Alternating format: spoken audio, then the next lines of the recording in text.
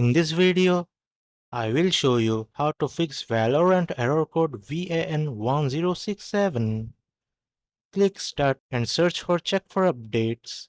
Click on it to open Windows Update Settings. Click Check for Updates and install any available updates.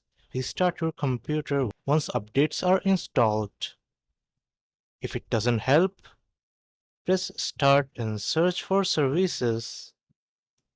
Click the Open Services window. Scroll down or press V on your keyboard to find VGC.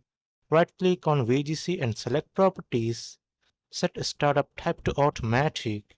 Click Apply, then start the service. Click OK and close the window. Check if Valorant is working. If not, move to the next solution. Click Start and search for CMD.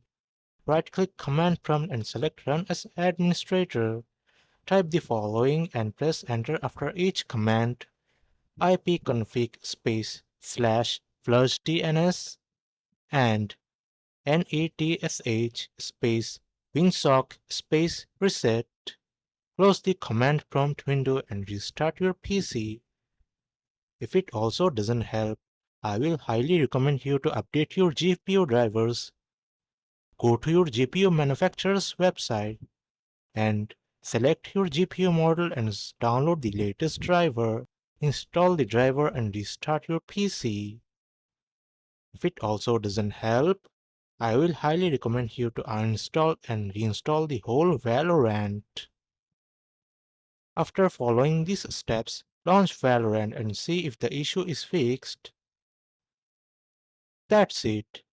Now you know how to solve Valorant error code VAN1067. If this video helps, like, share and subscribe.